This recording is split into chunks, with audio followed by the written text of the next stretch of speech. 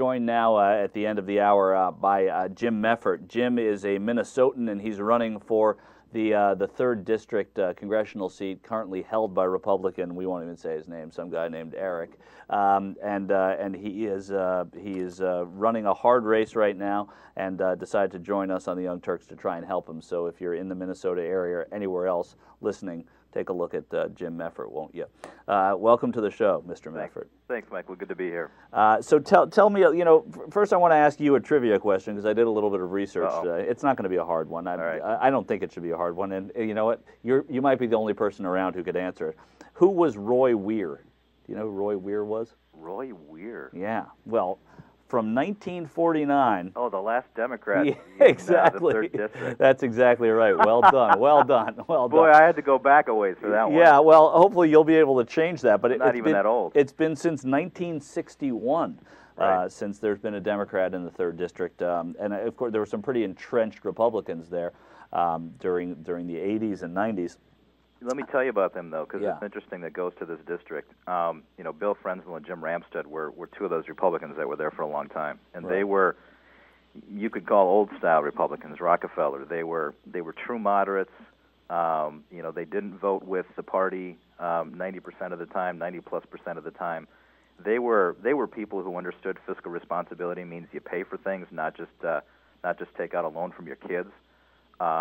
So they were old-style Republicans who don't fit in that party anymore. And one of the most frustrating things for me being in this district is, we replaced somebody who was a relevant voice, who at least was somebody on the Republican side who Democrats looked to be engaged and involved. And now we got somebody who's just reading off the talking points. We have got this Bachman index. He votes with Bachman 94% of the time.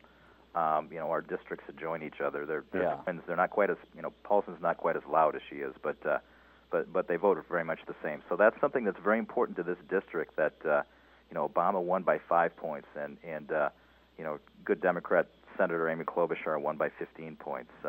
So that's important to know in that district, in our district also. It is. And Jim, what was it that made you think that this was the right time? Because a lot of people, a lot of political pundits, of course, Democrats run and people are challenged all over the country all the time, no matter what the political sort of climate is at the time. But what was it that made you want to run in 2012?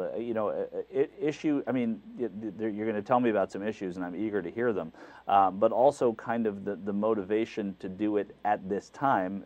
A lot of people are probably saying, "Well, why don't you wait a few years? Why don't you wait one more cycle, et cetera?" What was it about this particular time? Well, I tell you, Michael, it really was last summer. Listening to the healthcare discussion, listening to how.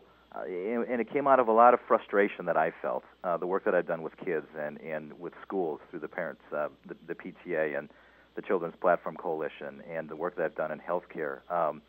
Hearing voices really distract us from some really tough issues. It was the healthcare discussion and how, we've got to fix this healthcare system. We've been at it for over 100 years. It's killing jobs. It's hurting small businesses. That's why we had that discussion. And hearing people like Eric Paulson, the guy I'm running against, say nothing and throw up distractions and talk about, big scary government and all the buzzwords that inflame people, and not recognizing how difficult it is, but how important it is, to stabilize costs, to bring costs down, to provide access to people, how important that is to our economy. So that this discussion about the size of government, to me, government has no size. It's a tool for us to use when we have difficult problems to solve, and we need relevant voices talking about that. So, for me, it was really frustration about how difficult things are right now, about how we got to get people back to work, and saying, you know what, you've got to have people who are frustrated, who want to roll up their sleeves and get involved right now. There's no more important time than right now to look for ways to solve these problems. So that's what really drove me into this race.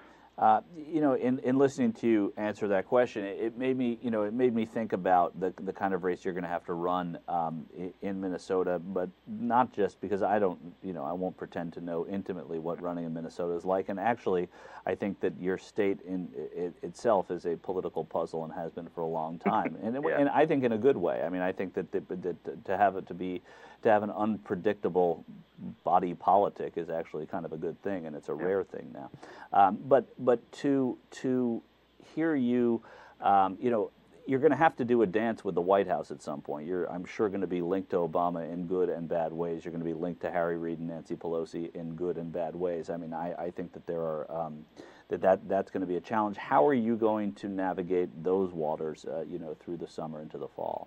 Well, you start by really talking about what needs to get done. I mean, let's take, for instance, something I've been working on a long time: education. We've got to change the way that we look at public education, the way we invest in our kids, and get away from the structure that just criticizes and tears down schools and criticizes teachers and drives wedges between teachers and parents. And just to interrupt you on that, how is Minnesota doing on that, on Arne Duncan's race to the top? I mean, have you? We put an application in and didn't get it. Right. And I'll be honest with you, I was on one of the committees that was looking at that grant proposal, and when I saw what was being proposed and what was in that grant proposal from Arne Duncan and the administration, it was too close to No Child Left Behind for me.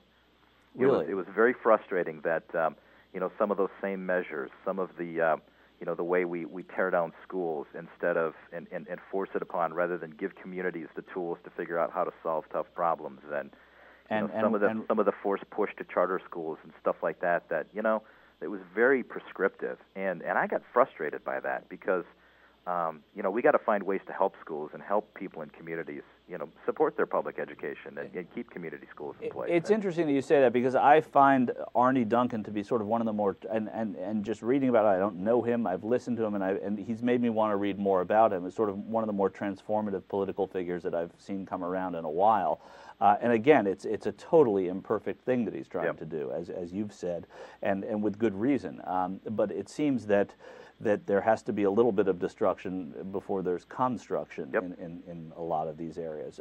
So it's interesting to hear you say that in looking at the grant that you found it to be so similar to what the Bush administration had done. I just find that interesting. You explained it, but it's very interesting to me. And I don't mind. I mean, you just heard me. When there's a challenge that we need to face head on, I don't care who it is. Right. I'll get in their face and figure out how to solve it. Which is good. So continue. We were talking a little bit about how dealing with the advertising and I'm imagining what the associations they're going to make with you that every political cycle, every campaign cycle has. But how are you going to address that, and how is it already being used?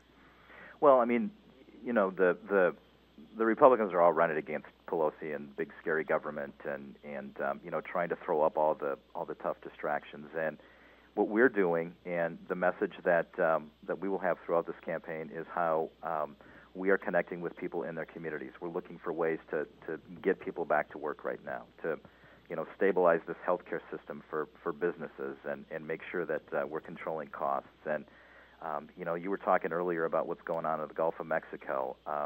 The message that we've been trying to send is the way that you solve this is, for the long term, is by looking at clean energy resources and making strong investments which put people back to work, stabilize energy costs, and build a better future for our kids. So it's us focusing not on the clutter from the airwaves and the fighting back and forth and that kind of stuff, but really connecting with people in their lives right now with things that they're challenged with and keeping it at that level.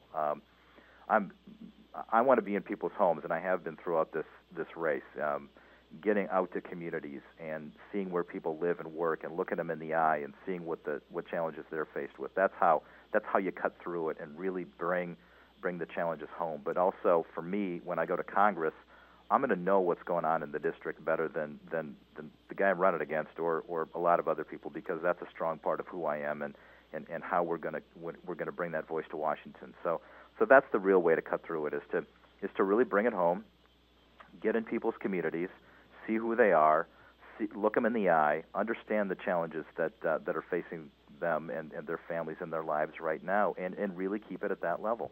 We're joined today by Jim Meffert. Jim is running for Congress in the 3rd District of Minnesota, a decidedly, at least historically, and maybe in a moderate way, a Republican district. So his work is certainly cut out for him. You can find him at jimmeffert.com, and I guess you tweet at Jim Meffert as well. Is that right? Yeah, and let me tell you, that's one other way that we're staying connected. We've got some. Take a look at the Facebook page and our website. We've got something called Jim TV also, which I think the people watching and listening here are going to be interested in. We use a Google moderator, one of the first campaigns in the country that use that for to let people ask us questions. People can vote on what they want to hear from me, and we answer them. And that's a great way to stay connected and hear what people are thinking and what questions they have. And that's a tool we're using now, and we're going to use when I'm in office too. That's great, and it is all there at jimmeffert.com. One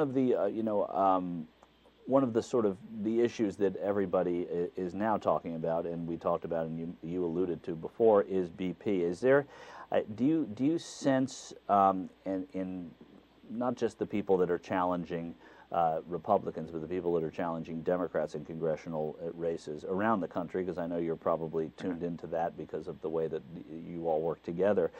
Is there a message that is going out now, a unified message from both parties about BP, about how to approach this, about deep water drilling, about the way that we handle these catastrophes? I'll be honest with you, Michael. First of all, on the doorstep and talking to people in their homes, there's a lot of frustration that's going on, and a lot of frustration that people are feeling that it's not getting cleaned up, and it's being applied toward everyone. I mean, there's I hear about people who aren't going to BP gas stations right now because they're so fed up with it. Yeah, and I always wonder about that because I mean, it's not BP that owns the station, right? It's some guy or some woman who's some family that owns. I mean, I don't know that that's right, but it's what it seems like to me. That I've been buying BP gas, but I think, well, Yeah, no, but it really is. People are taking it to that level where they're just frustrated with it. A lot of people are. They don't want to see us taking risks like this right now with deep water drilling. I mean, the whole notion that it's safe and we can keep doing it is something that people just don't buy right now. Yeah. People are frustrated that it's taken this long to clean it up, and the issue about ships coming into the Gulf of Mexico and stuff is something that it's interesting. I hear a lot of people talking about that. There's just a lot of frustration on a lot of different levels, and what we keep telling people is, first of all, look at who said it was safe, and look at who's ultimately liable for and responsible for the cleanup, and we have to hold BP and Halliburton and those companies accountable for cleaning it up. They're the ones who wanted to do this and took the risk. Yeah. Well, let's hope, Mr. Meffert, that you get to the floor of Congress. I don't envy you for having to, if you win, having to pose for the Minnesota delegation picture and sit next to Michelle Bachmann and smile. But I guess you have. Those are one of the perks of being in Congress, huh? Well, you got to help me out too. Yeah. Well, we're going to help you out. Yep. Again, Twitter is Jim Meffert, and then jimmeffert.com. We're going to send a strong message to the country with this race right here that a Democrat can win in a suburban race in a tough time. So, all right. Well, go get him in Edina, and then hopefully Justin Morneau comes back and helps the Twins out. Thanks for joining us on the Young Turks today. Thanks, Michael.